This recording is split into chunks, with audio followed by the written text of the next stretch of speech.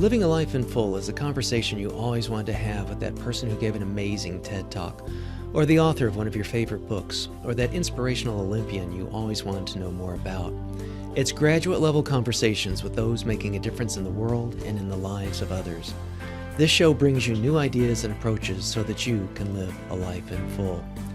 I'm your host, Dr. Chris Stout, and I hope you enjoy this episode.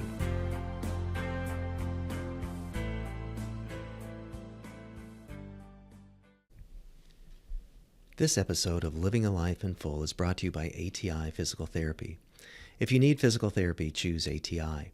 ATI offers exceptional care, trusted expertise, and remarkable outcomes, customized to your needs. ATI has over 800 clinics coast to coast in 25 states. Want to start feeling better fast? ATI can help address chronic pain or recovery from an injury or surgery expertly, quickly, and conveniently. ATI's FIRST program uses a performance-based methodology to safely return injured workers to their workplace. FIRST is designed to increase strength, endurance, and cardiovascular functioning. ATI's sports medicine provides athletic training services to help athletes get back in the game. ATI has hundreds of professional, collegiate, high school, middle school, and club relationships nationwide.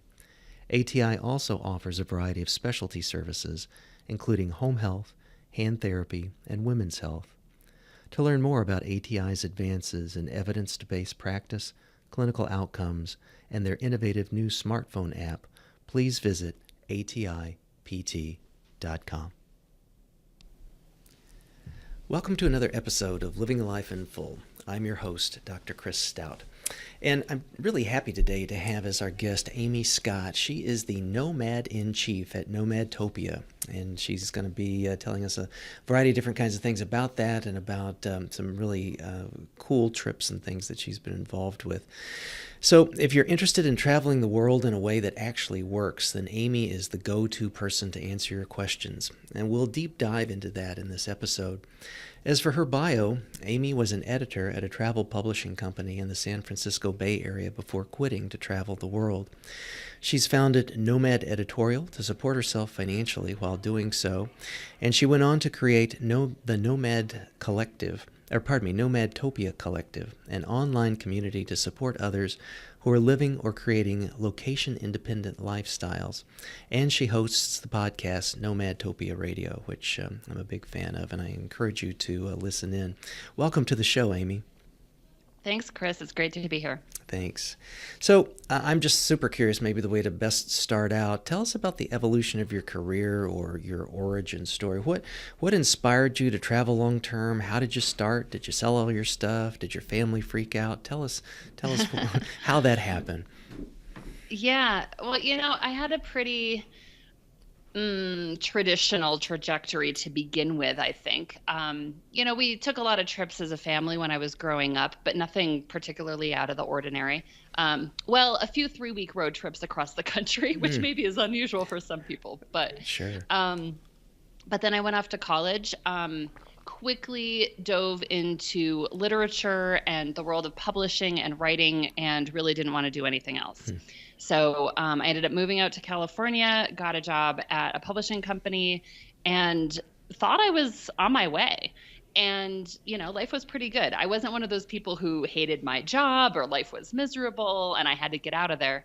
But one weekend, I went up to Washington State to visit some family, and some older cousins were talking about some of their travels and adventures, and they were kind of just starting to settle down, so to speak. And they were like, well, you love to travel, don't you want to go to more interesting places, do more, quote, while you still can. Right. And something about that conversation really sparked something for me, and probably not really what they had in mind. But by the time I got back to San Francisco, I said to my boyfriend, okay, here's the plan. I think we should quit our jobs. We should travel for at least 6 months. This whole thing set up. Wow. And which is funny because none of them had done that. None of my cousins had done that. And they didn't outright say, you should quit, or right. It needs to be a long-term thing. But I just took it to the nth degree for some reason. And from then on, I was really just kind of obsessed with this idea. Luckily, at the time, initially, my boyfriend was on board, and we started planning this trip. I spent, gosh, I feel like every extra moment I had, researching and reading everything I could get my hands on, and found out that round the world trips were actually a thing, and started planning an itinerary, saving money. But long story short, that all took about 2.5 years. And by the end of all of it, my boyfriend had decided he didn't want to go, and we ended up breaking up. So I took off by myself in 2004. Wow. Where did you start? How did you pick where you started? It was partly, so I think to start, I kind of just made a list of places that I'd always been curious about. Some of the kind of mythical, top of all those travel lists kind of places like Machu Picchu and the Taj Mahal, and then just countries that I'd always been curious about. So I started with a list, and then partly based on geography and partly based on weather, I decided to go south first, like very far south. So I went to South America. So I flew from San Francisco to Lima, Peru, and did a Spanish immersion course, and then went to Machu Picchu, and then spent, I think all told, about 3 months in South America. Wow. So at that point, you still had like an apartment back in San Francisco, or were you? I had been living with roommates, so I gave up my room in the apartment. Actually, had one of my coworkers moved in. Oh, well and done. I ended up selling a bunch of my stuff to her. And I did keep a storage unit in Oakland because I didn't know how long I was going to be gone, and I also didn't know what I was going to do when I got back. I think, obviously we never know how a trip like this might affect us and how it might change what we want and our goals and our plans. So I wanted to leave things kind of open-ended. And so I got rid of a lot of stuff, especially, crappy furniture I didn't care about and whatever, but I kept, my books, and I had an old, well, now it's old. At the time it wasn't old. I had a stereo that my parents had given me, in high school and stuff like that. That I put all that stuff in storage so that I would have it when I got back. Gotcha. But I ended up, I was gone 9 months, I think, altogether, and then made my way back to the West Coast and ended up picking up all that stuff and moving to LA. Wow. Did your family freak? I mean, here's their little girl going out into the big bad world. They were surprisingly supportive. Well, I say surprisingly just because I know for a lot of people this is a big challenge with their family. And it really wasn't. I think parents have the sense that I have a good head on my shoulders and that I know what I'm doing.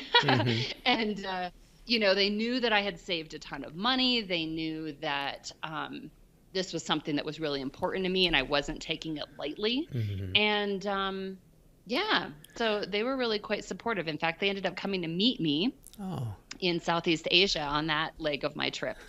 So that was really nice too. Wow. Well, I guess the behavior of taking 2.5 years to really plan things out and get that put together made them feel like this wasn't some just whim. And as much as I know you as a person, you really aren't that kind of a person. You're not flaky. You don't just kind of do things on a lark, sort of, so to speak. So, So was Nomad Editorial happening while you were traveling then, or tell us about its founding and evolution? Yeah, initially my plan was to be traveling, on a purely travel focused trip. So that first 9 months, I didn't have, I think the most techie thing I had with me was a digital camera, my first digital camera. This is 2004, so there weren't that many things available. Sure. But, I didn't have a laptop. I didn't have any other kinds of tech stuff with me, which was a really nice way to travel. And I do a lot less of that kind of travel anymore, and I miss it sometimes. But my focus was really, I'm focused on the travel and immersing myself in that experience. And I had the money saved to do that, and then figured I would worry about work later. when I needed to. And I actually made a point of spending some time in Thailand right near the end of my trip to just kind of debrief, and take some time to like process everything that I had been through and what this experience had been like and what I wanted to do next. And it was pretty clear to me that I did not want to just, plug right back into my old life, especially in terms of the having to go to an office every day. Yeah. And I was lucky in the sense that working in publishing, I already knew people who worked freelance. And in fact, one of the copy editors that I hired on a regular basis lived in Costa Rica. She was American, but she lived in Costa Rica. And so I already knew such a thing was possible. And I think having that on my radar from the beginning really made a big difference. So, when it came to, okay, I don't want to go back to an office, so what do I do next? It was pretty much a no-brainer to take my existing skills, take my existing, network and contacts, and try my luck as a freelancer. Wow. So that's what I did, and that's how Nomad Editorial started. Wow. So were you in the States, or were you in the traveling mode when you started Nomad Editorial? The trip was officially over sometime in May, and I had decided that I was officially open for business on August 1st. So I gave myself a couple months to kind of, settle back in the US. I had to buy a laptop. As I said, I moved to LA because in the course of that 2.5 years and breaking up with the other boyfriend I mentioned, I met someone else who lived in LA. Oh. And so as the trip came to an end, I decided to go to LA to give that a try. Sure. And so I had to find a place to live and all of that stuff. So August 1st, 2005 was my first day on my own. That is very cool. I guess part of our conversation in this episode will be kind of going back and forth between the entrepreneurial aspects of kind of running your own business, which I think are important and fascinating in and of themselves, but then also being location independent and being able to do that. So even, I think a lot of times people think location independent has to mean, in another country, but obviously it could be in location independent in different parts of the United States or whatever as well. So in starting that, what was the hardest part of getting Nomad Editorial off the ground on August 1st? I have to admit, I feel like I had a really easy start. Good. Because in the time leading up to that, maybe, I don't know, probably starting in like June, July, I don't remember for sure, I was getting in contact with, my old boss, my old coworkers. I'd worked at several different publishing companies. So basically contacting everyone I knew and publishing and saying, I'm available for freelance work, please hire me. Wow. And I remember getting an email on August 1st from my old boss hiring me for a freelance job. Wow. and it was a big job too. I think that kept me busy for probably at least a month. So I was like kind of off and running. That's perfect. Having an existing network like that you can plug into really makes things easy. Did you have a website or anything, or was it just basically the warm touch of your personal network? I did have a website. I built it myself with very basic, 2005 HTML. Yeah, I remember. Yeah, and so that was an interesting experience too, right? Like teaching myself all of this tech stuff that I didn't know, and it was super basic, but it did the job, and for a long time working with publishing companies specifically, I realized I basically just needed a resume that lived online, and like a portfolio of the projects and the clients that I had. It wasn't until I think it was like 2010, 2011 that I started to shift my focus to working more directly with independent writers. And then I realized, these people don't know anything about what I do and like what an editor does and why you need one. And, so then I really made some big changes to my site in terms of, providing that education about what I do, how you can work with me, what that looks like, and all of that, which when a publisher was hiring me, none of that was necessary. Mm-hmm. So, and that's still something that you continue to this day. I remember listening in one of your episodes, like sometimes people almost kind of don't know that about you, but that's an ongoing interest that you have. That's an ongoing, part of your income streams. Is that correct? Yes. Great. Yes, absolutely. So with that, then, you, over the more recent years, have really developed a wonderful tribe, an online community that's become the Nomadtopia Collective. So tell our audience and help me understand it a little bit better, like, how does that work, and how do community members interact with you and receive support, and where does it live, that sort of thing? Yeah.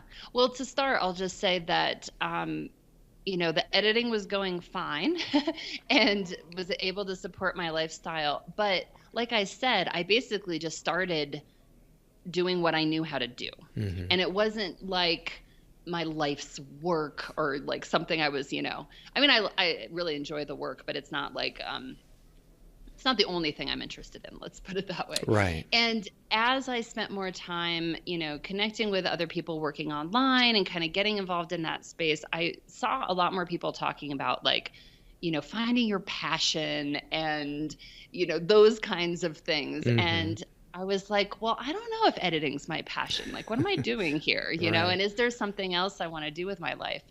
And one of the resources that I had been looking at was talking about, thinking about the things that you could talk about all day.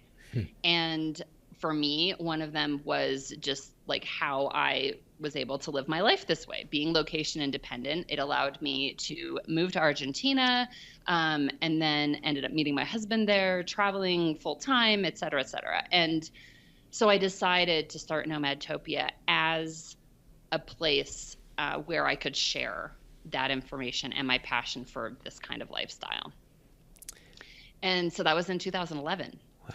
And the collective is my newest venture, really, under the Nomadtopia umbrella. I think by the time this comes out, it'll have just passed its 1-year anniversary. Congratulations. And, wow. Thanks. It's going really well. I'm really happy with it. And, I wanted a place where people could connect with each other. And there are definitely, even though this lifestyle is becoming more common, I don't know if I'd say mainstream, but more and more people know about it. More and more people are interested in it. But I think a lot of people, they might be the only person they know, like in their, close circle of friends and family, that has any idea about any of this. And, their family might not be as supportive as mine was. And they just don't know who to talk to, right? About the challenges and the logistics and setting everything up. So that was a big part of it for me, was bringing those people together. And you asked about where it lives. Yeah, we're using a platform called Mighty Networks, which has been amazing. They are actually fairly new. I think they started in early 2017, maybe. And I joined up with them in August of 2017. So it's been really cool to be involved with something from the early days. And the people involved are really hands-on, really responsive to ideas and feedback. And I mean, even in the year, actually, you know what? I think I just saw yesterday online, I just realized that it's like exactly 1 year ago that I signed up, like created my, network on their platform. And it's changed so much since then, for the better. So that's great. And I really wanted something that was not on Facebook. I also have a free Facebook group, but I think there's so many distractions on Facebook, and then they're trying to get you to join other groups when you are trying to look at one group. And, actually the founder of Mighty Networks said something really interesting that resonated with me, is that when you're on Facebook, you're kind of trying to do and be like 10 different people at the same time. Like you're connecting with, a friend from high school, and then you're posting something about your business, and then someone who lives down the street sends you a message about something, and it's like you're constantly having to wear different hats. Right. And in this kind of situation where you have a network that's dedicated to a specific topic and a specific community, you can really, you put on that hat and you walk in the door and you can have a conversation on that topic, which I really love. Yeah, I think that's a point well taken. There's been such, I think, evolution and maybe de-evolution on other kinds of social media platforms where it's hard to maintain a brand. It's, you can establish it, but then it's like you said, there's different audiences, and maybe not all of your audiences, not all your high school friends maybe are interested in traveling the world, so to speak. So Right, I think right. that makes very good sense. So with your travels, where all have you gone? Well, I tend to travel very slowly. And so I'm not one of those people who, is on a mission to go to every country in the world or like hit 20 new countries every year or whatever. Right. So my list arguably is fairly short, but Deep.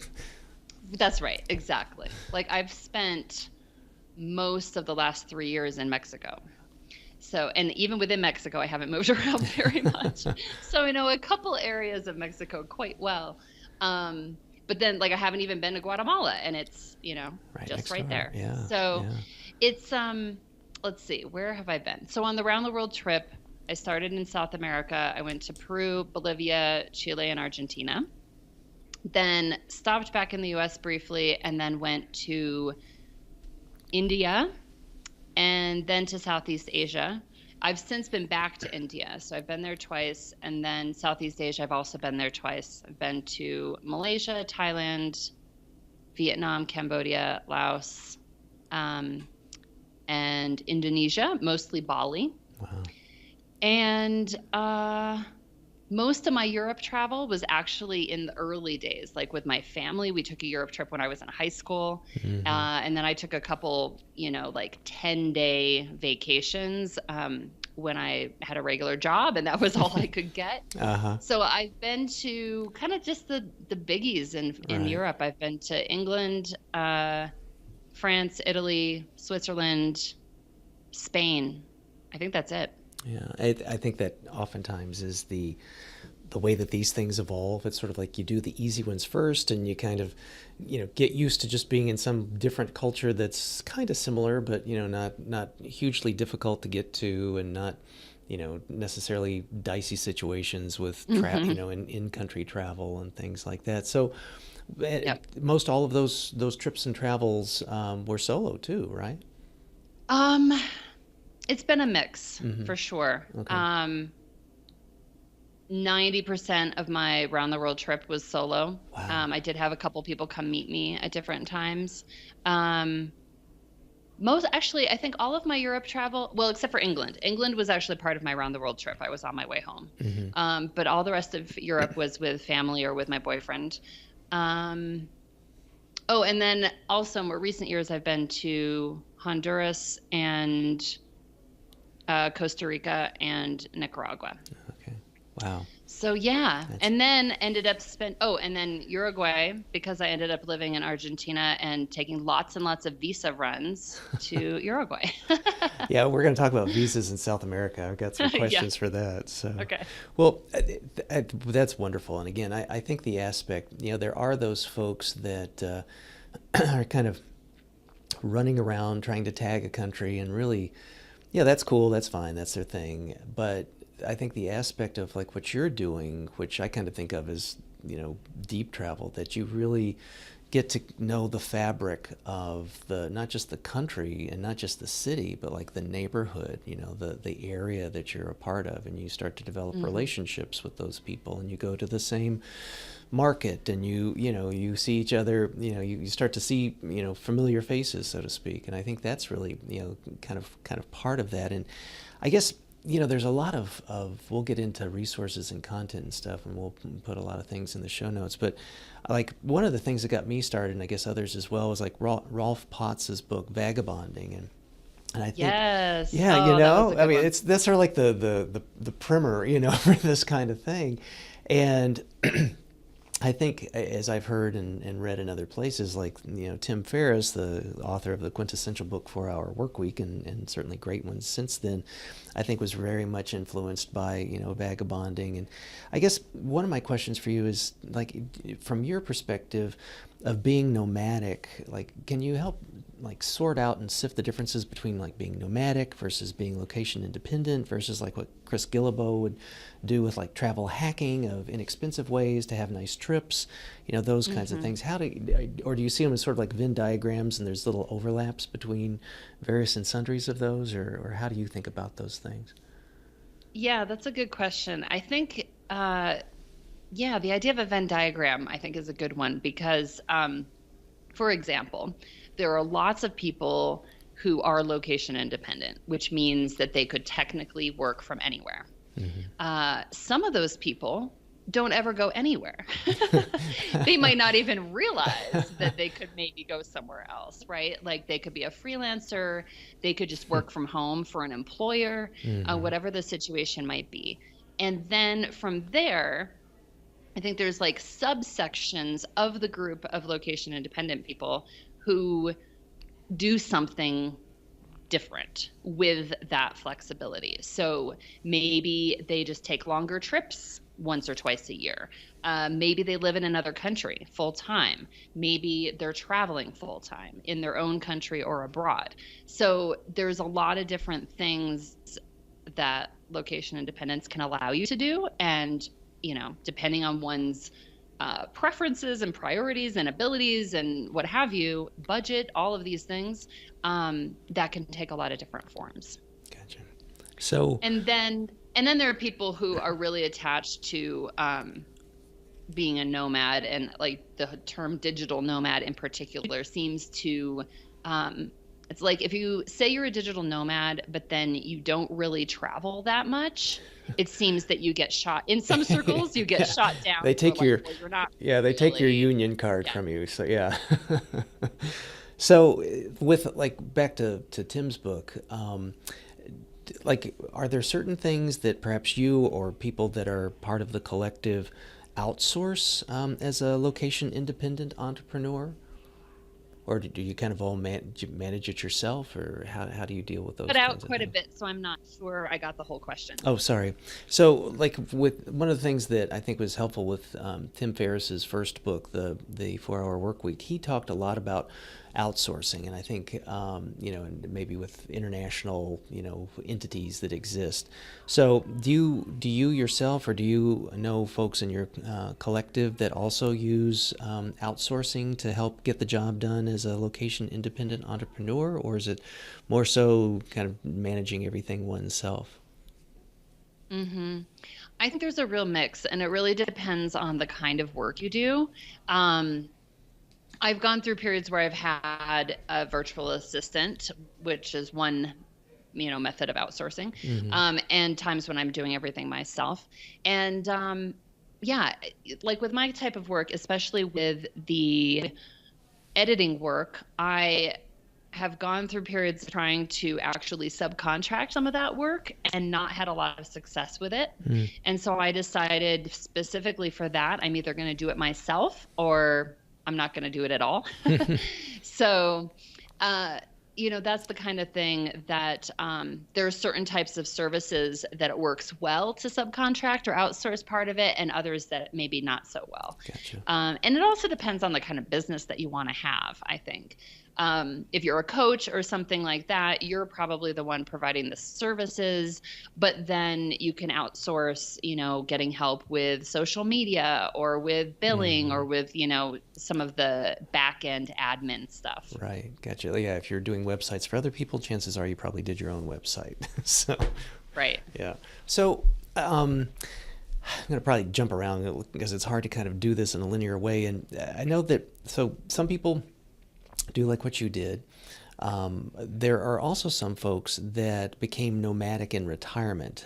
I read a book Lynn Martin did called Home Sweet Anywhere about her experience of traveling the world with her husband, but they did that in retirement. So, like, what are the various ways that you've seen people do it? I've even read like where people are kind of like local laborers. They'll help be a carpenter in Venezuela for a little while until they get enough money to leave Venezuela and go someplace else. And there's work exchanges, and there's the virtual work that we've talked about. So what are some of the kinds of things that you've seen, and what are your thoughts about those?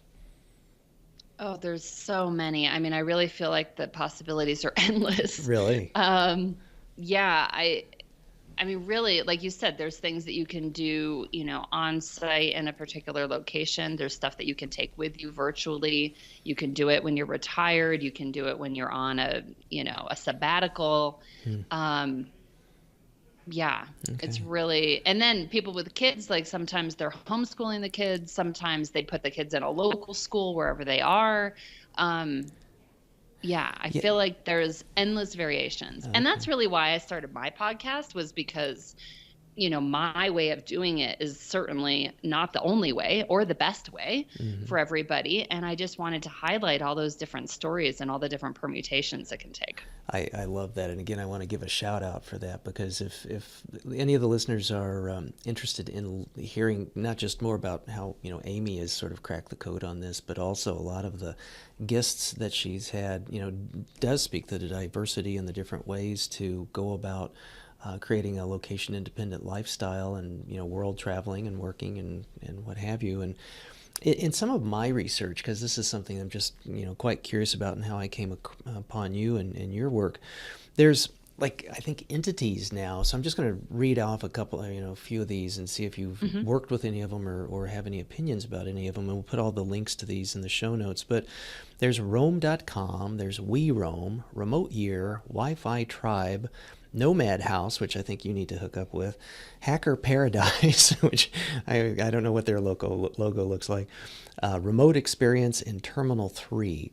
And I've wondered, have you ever worked with any of those folks? Or, I mean, to me, I think maybe it's Roam.com or We Roam is like a We Work, but they're in a dozen cities across the world, sort of thing, and you get high-speed Wi-Fi and you get your own room, but you have sort of communal cooking and living and working spaces. Do you know about any of those, or have any thoughts or opinions about any of those kinds of entities? Yeah, I have not used or worked with any of them myself. I've heard of maybe half of the ones you mentioned. One of my coaching clients actually did Remote Year, and I think she had a good experience with it. I think that a lot of this depends on what you're looking for and, the type of travel you're doing and really what you feel like you need help with. For my client, one of the things that she found really appealing about Remote Year was that she was going to be traveling by herself, and she was new to all of this, and the being by herself part, and sorting out the logistics for wherever she might end up going was feeling really daunting.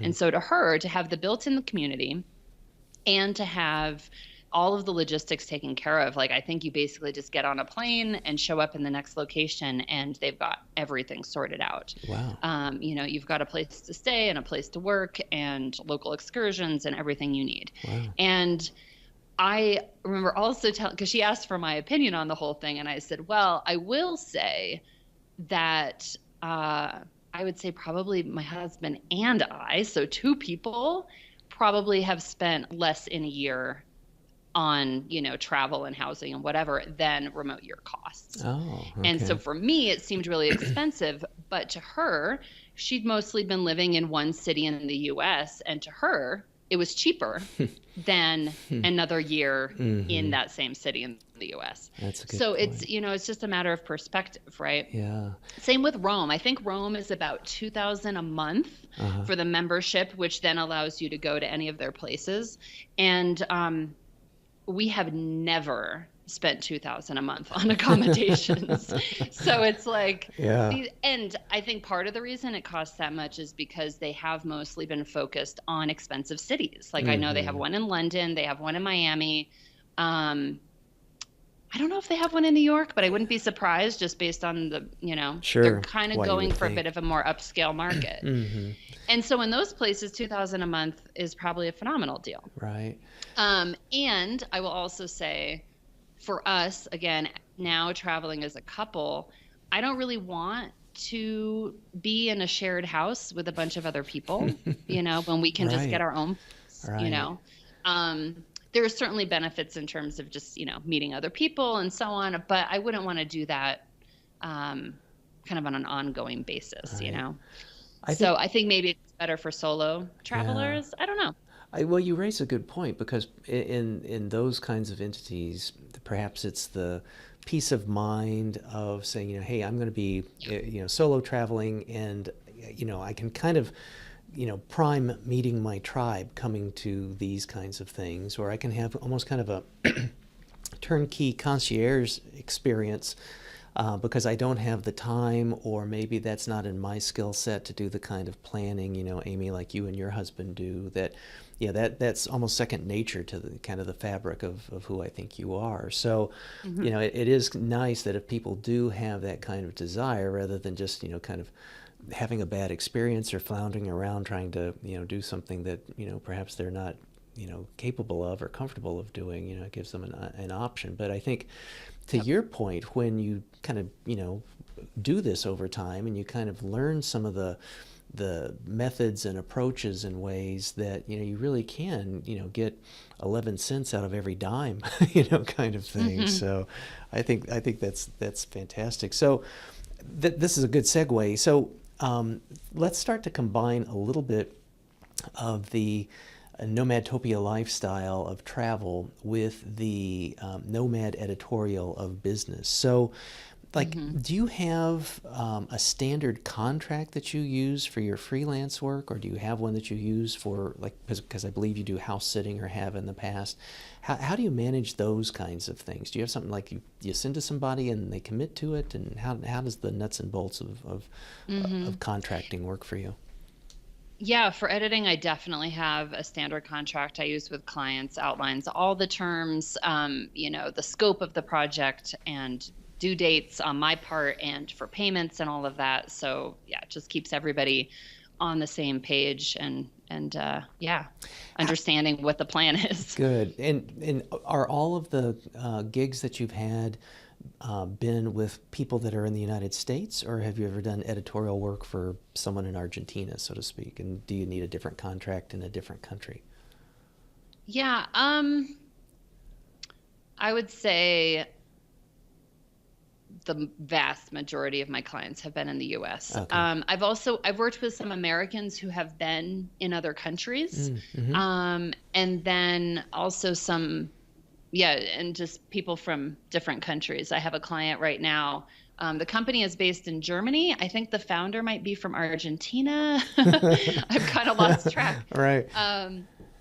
But actually, like for them, I'm mostly doing like web copy and things like that. It's kind of a smaller scope, and so we didn't do the same like Sure. full-on contract that I would do for a book length project. Gotcha. Um, So yeah, did and then sometimes I'd work with organizations. Like I work for an international aid organization, and they have their own contract. so do they pay you in U.S. dollars, and does that go to a U.S. bank account, or how do you actually handle the financial parts of the actual exchange of money? And I ask that this is a timely thing. I have a nonprofit that I also run, and I have this sort of dear virtual friend who's in Greece, and we're doing a fundraiser right now, and he wanted to make a donation, and he can't do it.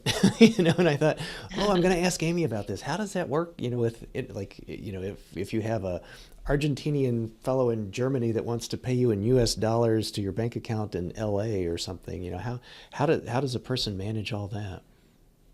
Yeah, so I usually charge in dollars and get paid in dollars.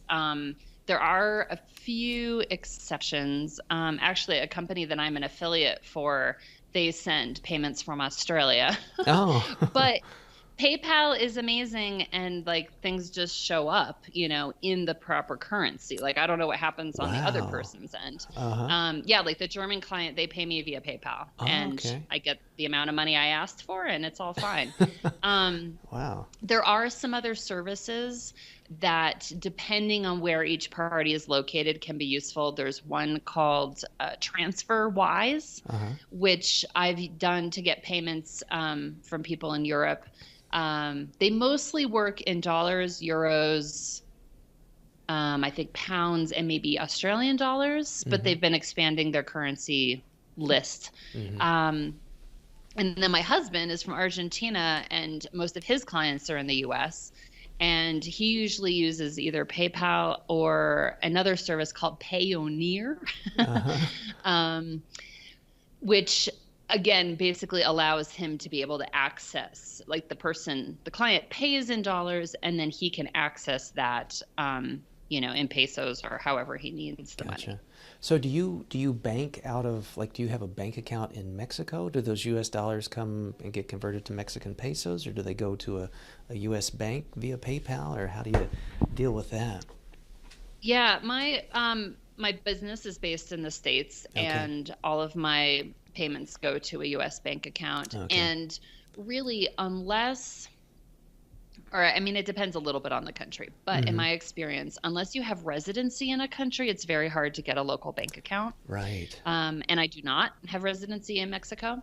I have residency in Argentina, but the economy there is crazy. And I have no interest in putting money in Argentina beyond the necessary. Right. So basically, I just rely on, obviously I have some bills to pay back in the States. And so you do that like anybody would. And then for local spending, I just go to the ATM and take out cash that I can use, So do you have a PO box, or a physical, like, use your parents' address, or how do you deal with having the bank then in the United States with being nomadic? Yeah. Well, first of all, my parents are amazing, and I've been using their address for like 15 years. But just recently, there were a couple kind of official things that came up, and I thought, okay, it's time to finally bite the bullet. And I did sign up with one of the virtual address services. I'm using Traveling Mailbox, which gives me an address in Delaware, which is the same state where my parents live and where I already had an address. And it looks like a regular street address, but they will receive mail and then scan it and post it online, and I can tell them what to do with it. I've never heard of that. That is fantastic. Oh, yeah. Wow. Awesome. Wow. So then that then also solves a variety of other problems. So you file taxes in the state of Delaware and your federal taxes and all that. So that's kind of your U.S. headquarters then, so to speak. Yes, although technically, because I have residency in Argentina and I spend most of my time outside the U.S., well, I should say it varies depending on the state. So don't everyone just assume this applies to you. All right. But I don't actually file state taxes. Okay, gotcha. So I only have to file federal, which may have something to do with Delaware in particular. Yeah. That I'm not sure, but that's why I have an accountant who takes care of all of that part. And do you have to have like a specialized accountant? Like, are there CPAs that have expertise in folks that are nomadic, location independent workers, so to speak? Yeah, I have mostly worked, a very, very long time ago. Like the first year I was freelancing, I hired an accountant in California who specialized in, freelancers and sole proprietors. Gotcha. And then I moved to Argentina and assumed that because I didn't actually have residency, like that nothing would change. And so I just filed taxes like a normal person. And then somewhere along the line, I connected with a company that specializes in expat taxes. And I thought, I wonder if there's something I need to know. And so I ended up hiring one of their accountants for a consultation and found out that like there were actually a lot of things.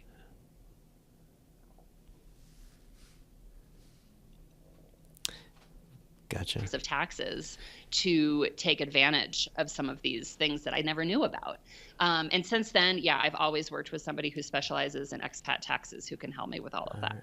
Great. Well, we'll do a little research on our end and see if we can find some resources and stuff for that. Because I think that, it would drive me nuts to know if I'm losing opportunities that I could have some cost savings vis-a-vis tax, and it would make me have a stomach ache to think that I wasn't doing something that I was supposed to be doing, and then have a bad Uncle Sam experience or something. So yeah, like there are some great benefits, but there are also, very specific guidelines in order to determine if you are eligible or not. So yeah, it's really helpful to have someone walk you through all of that. Yeah, I think, I mean, even just if people, just regardless of all this stuff, like I have friends and family that, have two different homes, and there's very specific IRS rules that, thou shalt not live in this place more than this, otherwise that becomes the city that becomes the state that you're, considered your tax liabilities. So, well, speaking of liabilities, this is just the episode for segues here. So, do you know, like through your experience or through those that you've coached or worked with in the collective, what does a person do if they're, let's say, because I know about house sitting, and house sitting oftentimes is just, I think, a proxy, for taking care of the animals or the pets that are, living in the house rather than being boarded or whatever. But how does someone deal with the liability, like if your house sitting and the fridge goes kaput and you're, in Bolivia, or the dog you're minding bites someone, or the cat you're taking care of, takes off and you can't find it for 2 days? Are there are there languages about that? Is there contractual language about that, or how does someone deal with that? Because I can't imagine, Murphy's Law. I mean, something like this has got to happen to folks in these situations. So how would someone prepare for that or deal with that if they're experiencing it? Yeah, well, I don't have a ton of personal experience with this. That's good. But from what I've heard, I just even haven't done a lot of house or pet sitting. But from what I've heard, there are some, like one site that we were signed up with for a little while is called Trusted House Sitters. And I did see in their resources that they had some boilerplate language that you could use as a house sitter or as a homeowner to lay all of that stuff out with your person before the arrangement starts. But I think it's really important to set the expectations for those kinds of things in advance. But also to understand, like, things happen. I had somebody on the podcast who was pet sitting, and the person's cat died while they were house sitting. Yikes. But the cat got sick, and thankfully, the homeowner understood that it wasn't their fault. They did everything they could, and they were totally upset about it. But yeah, like you said, things happen. So it's definitely a good idea to iron out how different types of things will be handled in advance, and who's responsible for what financially, and do you have to notify the homeowner if something happens, all those kinds of things, because you just never know. So back maybe other last final question, like with managing finances, like I know when I go abroad, some of the credit cards I have to kind of call in advance and say, hey, I'm going to be in Timbuktu from the 1st through the 15th. So if you see, a bill for a hotel or dinner or something, that's legit. That's actually me doing that. Because the last thing I want is to be, stuck someplace and not be able to, pay for my dinner or something. So, like, how do you deal with that? You just constantly, like, well, you don't travel like a lot of places, but over short periods of time. But do you just sort of let them know to say, hey, for a while you're going to be seeing charges on my credit card from Mexico? Or how do you deal with that with credit cards? Yeah, it's interesting. Actually, I think in the last year or two, Chase, which is the main credit card company I use, they recently updated their travel notifications online, so you can set something up to a year in the future, which is amazing. That's because nice. When I was on my round the world trip, I think it was like, a month or two. And so I had to keep contacting them and giving them updated information. Yeah, now you can just log in and say, from now until X date, I'm going to be in all of these different places. That's great. But also what I do, because I often don't know where I'm going to be or for how long, I usually set it for a few months or whatever amount of time I'm pretty sure is going to stick. And then I put a reminder on my calendar to update the notification when that date is approaching. Brilliant. So let's talk about your living arrangements. So you really haven't done a whole lot of the house setting stuff, it sounds like. So do you get like short-term leases, or how do you manage where you stay? Yeah, it's been really wide range of situations depending on where we are and how long we're going to be there. Let's see. Yeah, well, and I'll say too, the main reason that we haven't done a lot of house sitting is because, especially in the last few years, we've had pretty specific plans at certain times of the year. You know, say there's a wedding we need to go to, or a conference, or like some thing that's, you know, kind of bookmarking our travel availability. And it's very hard, not impossible, but it's definitely more difficult to find house sits that fit specific periods of time. I bet. The more open your schedule is, the easier it is to just go, okay, great, next July, I'm free, let's do it. But like I said, we were signed up to that website for a year, and I didn't put a ton of time into it, but I definitely checked the listings occasionally, and there was never anything that was in a location and for a period of time that made sense for us based on the other things we had going on. So, yeah, we're interested in it. It just rarely seems to work for us. Yeah, gotcha. So yeah, we mostly do Airbnb right. apartments. And it's, like I said, it depends where we are and for how long. We spent quite a bit of time in San Miguel de Allende in Mexico, and often ended up finding places locally, either through word of mouth, or like one place there was a sign on a telephone pole, another place, you know, a sign in a cafe. Wow. How analog. And so we were able to get places that way. Yeah, wow. Exactly. That's great. Well, one of the benefits for being deep in the location that you're at. So do you yourself, or are these things available? Maybe they're products and things that you have, or you can make recommendations, but is there a checklist that you have and you and your husband have, like, to vet a place to live or an arrangement, or are there some out there, you know, checklist books, websites, or anything like that you'd recommend? That's a good question. Not really. Okay. Well, at least not that I know of. There's a new product for you, Amy. Yeah, So, right.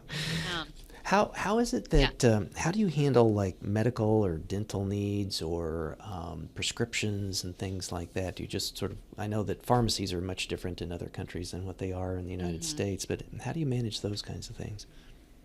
Yeah, that also depends. And we've done a couple different things over the years. Right now, we have kind of a regular health insurance plan, but it covers us everywhere in the world. Oh, wow. Except the U.S., because the U.S. is so much more expensive. Right. So I basically just get a travel insurance plan for trips back to the U.S. Okay. And then we have this other insurance that covers us everywhere else. But, you know, sometimes we don't even need it. Like a few months ago, I got sick in the U.S., just like a cold or whatever. And then I got back to Mexico, and I was like, oh my God, this is not going away. Ooh. And across the street from our place in Mexico City is a pharmacy with a doctor who does free consults. Oh, so I went to see him, and I'm like, my throat hurts so bad, like I can't swallow. Like, what's wrong with me? He was like, yep, you have an infection. Go next door and, you know, get these 4 medications. And the doctor's visit was free. The medication probably came to like $20 or $25 total. Wow. So I didn't even bother filing a claim. Right. Because it felt like the paperwork was way more of a hassle than $20. Exactly. Wow, so that's great. So depending on where you are and what's available, you know, a lot of things, it's really not a big deal to pay out of pocket. But I've had some big stuff covered. Like I was in the hospital in Nicaragua and got all of that covered by insurance. And my husband had surgery a few years ago. Like all of that stuff has been covered. So, yeah. That's great. This might be too personal. If it is, just, you know, we can refer us to the website, but are premiums crazy? Like I've been pricing things US based, as like for freelancers and stuff with some of the folks I've consulted with, and I've seen policies that are like $24,000-$28,000 a year with high deductibles, solely based in the United States for freelancers. Right. Yeah. No, you'll hate to hear this, or maybe you'll love it. It'll be good. It'll be good to hear. For various reasons, we ended up getting 2 separate policies this year. So I know the price for mine alone, and I'm in my early 40s, my policy covering me everywhere in the U.S., everywhere but the U.S. What's my deductible? Like $500, and I'm paying like $2,200 for the whole year. Wow. Yeah. Wow. I know. Well, it reminds me too, I write a lot on health policy and medicine kinds of issues, and I had done a bit a while back on LinkedIn on medical tourism.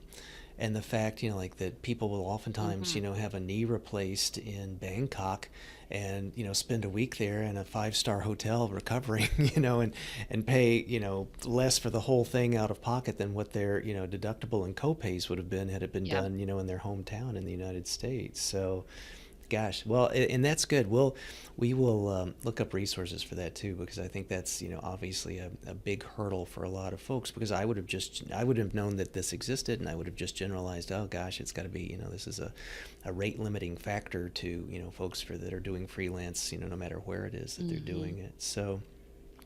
Well, I have just a few last questions if we can kind of squeeze them in.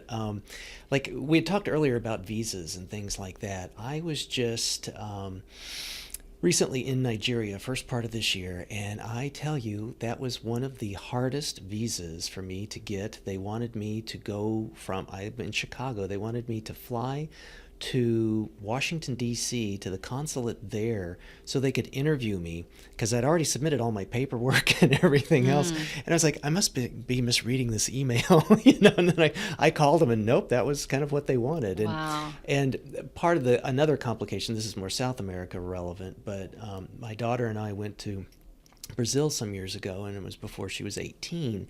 And I think there were some issues about, like parents, sort of kidnapping, a divorced parent situation, kidnapping their child, which my wife and I aren't divorced, and I wasn't kidnapping my daughter. But, there was just another big rigmarole of birth certificates and attestations and letters from her mom. I mean, it was just sort of this, big, dossier of materials that had to go back and forth. And I thought, I needed to get all these like weird kinds of documents that I couldn't have gotten if I was in another country at the time. If I would have been in Argentina, I couldn't have collected this stuff, from Argentina. So have you had to deal with that sort of thing, of a difficult time getting a visa? And if you have, what have your solutions and workarounds been? Yeah, well, you know what? I think this is a big part of the reason that some countries start to kind of rise to the top as nomad destinations, because they're known for not having complicated visa situations. That makes sense.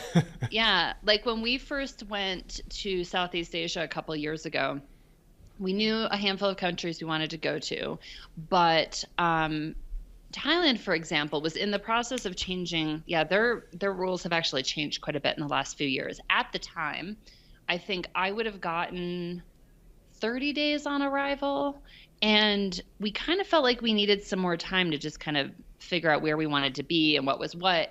And I found out Malaysia, you get 90 days on arrival. So we went to Malaysia first and then, kind of got our feet, got our bearings, and made a more concrete plan for the next part of our trip.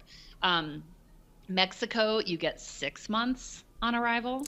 And again, that's for Americans. It's obviously different for people from different countries. Sure. That's the other challenge, because my husband has an Argentinian passport, and so sometimes the rules are different. Yeah. He has definitely had to do interviews and stuff for some of his visas. Like he has a tourist visa for the U.S. and a tourist visa for Canada. We had to apply for visas to India. I think India is the only place that we've been that we both had to apply for a visa. Okay. And other than that, we've often avoided places. Like we, when we were headed to Asia, I thought, well, Australia's right there. Like maybe we should go. And I don't remember where we were at the time, but we were not in Argentina. And it sounded like he would need to go back to Argentina to apply for the Australian visa or to get something. So, we just took it off the list because at the time that was too complicated. Oh, that's smart.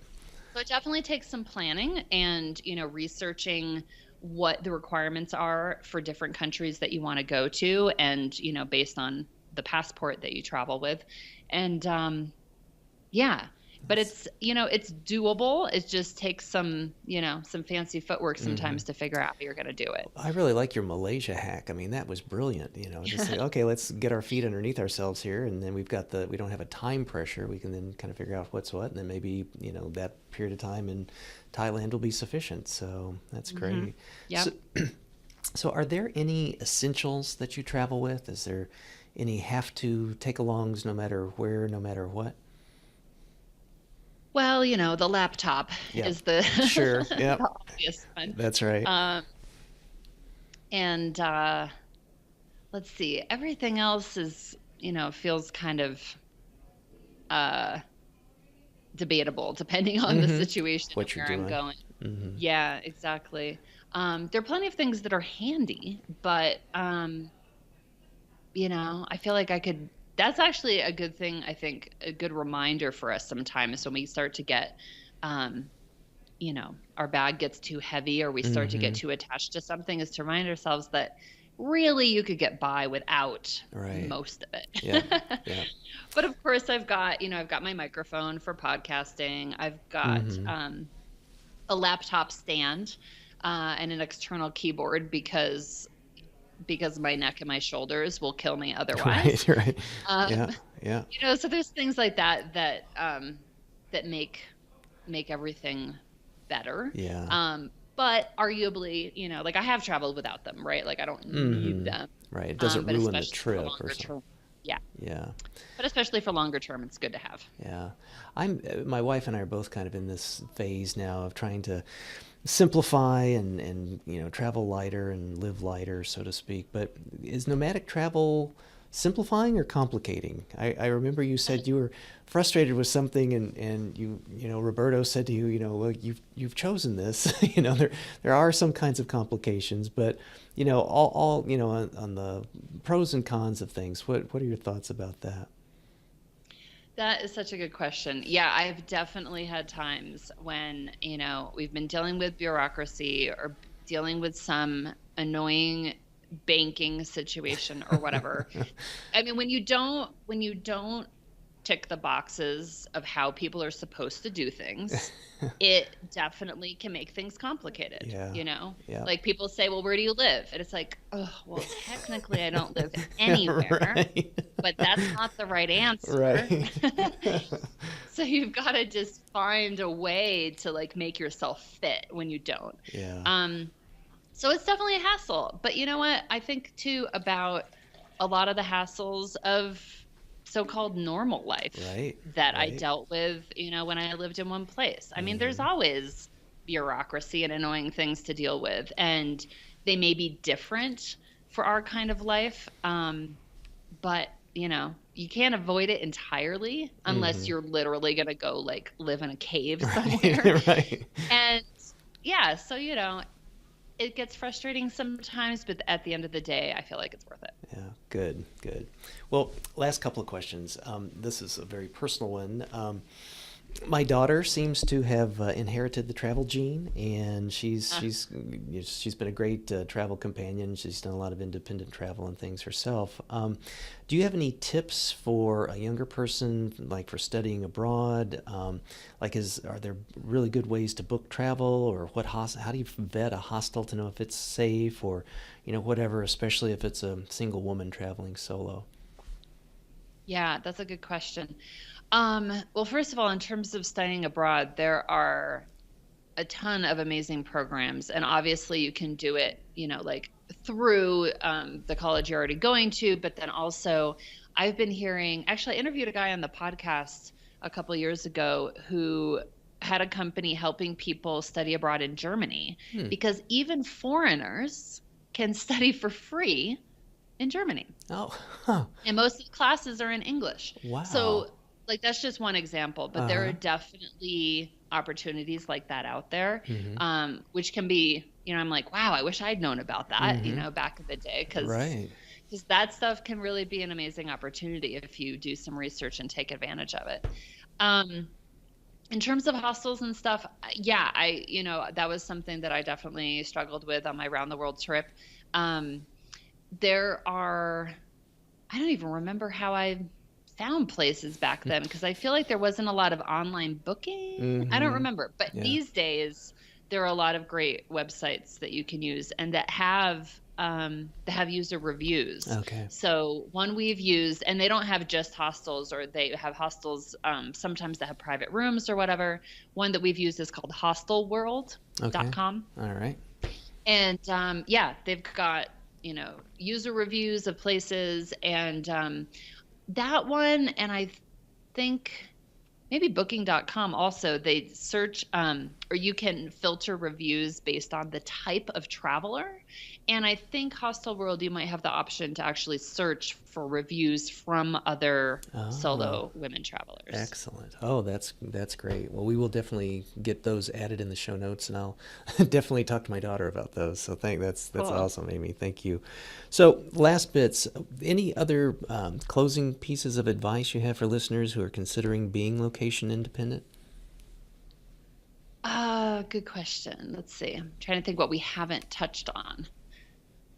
I think one thing that's really important is to take some time early on to figure out what you want your life to look like, and how you like to travel, what kinds of experiences you like to have, how fast you want to move, do you want to travel or do you want to work at the same time?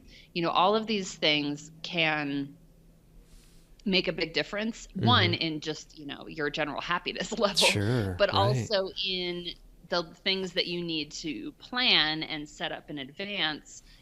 Like if you have no interest in leaving your home country, then a bunch of things are just off the table. You don't have to worry about those. And if you want to spend all of your time abroad, then there are some things you're going to have to look at differently. And I think there's a lot of beautiful Instagram photos and a lot of stereotypes about like working on your laptop on the beach or whatever. Right. But like, is that really what you want to do? Like, do you really like to be at the beach? Do you really want your laptop full of sand? Right, exactly. Yeah. I found for me, I tend to, beach becomes vacation time for me. And, I'd much rather be working on my laptop at a cafe in the middle of a city. But that's just me, so it's really a matter of looking at what kinds of environments you prefer. And what kind of experience you want to have, and then what you need to do to get it. That's good. You had used the word sabbatical earlier on, and I think that might be one of the things that, people can kind of maybe do a test drive, if they can accumulate some hours, or if they can, do a little, I think, again, Tim Ferriss, I think, talked about like little mini vacations or something, or mini whatevers that you would try to, see what this lifestyle would be like. I mean, you could be, try that out just like you said, in your own backyard, so to speak. You don't have to, be elsewhere to be location independent. So, Amy, I want to thank you. You have been more than generous with your time. You are a wonderful resource to the tribe of these, folks, and myself, I hope someday to be included in, of being location independent, being, world travelers, being able to do the kinds of things that I think that for some reason seems to be a much more popular, much more, like you said, it's maybe not mainstream yet, but it's certainly, I think, much more in people's consciousness and seen as an option, and a lot of resources out there for it, from basics to concierge kinds of things. So what are some of the best ways that our listeners can learn more about you, learn more about your work, how to connect, how to become part of your collective? So the Nomadtopia website, nomadtopia.com, has links to everything from my social media to the collective to coaching to the podcast. So that's all there. And then my editing work is at nomadeditorial.com. Excellent. Excellent. Well, again, thank you, Amy. It's just been a great time. I could just talk all day, all afternoon with you about these kinds of things. Maybe we'll have to have a round two, but keep up the great work. And just wish you all the best, and just a heartfelt thanks for the generosity that you have for not only being on the show today, but all the other kinds of things that you've contributed to people being able to do these kinds of things and have life-changing experiences. Thank you. Thank you. This has been great.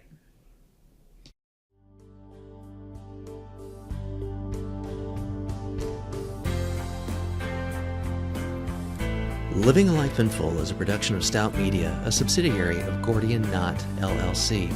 Assistant producer, Gracie Wong. Music, Dan O'Brien. Executive producer and host, Dr. Chris Stout. To learn more, stop by our website, A Life in Full, for show notes.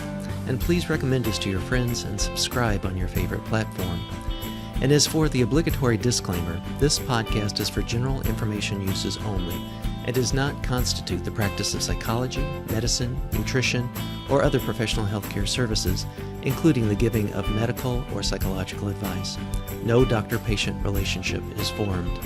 Lastly, and perhaps most importantly, I take conflicts of interest seriously. For all of my disclosures as well as show notes, please see livingalifeinfull.org/podcast and my LinkedIn profile. Thanks, and until next time.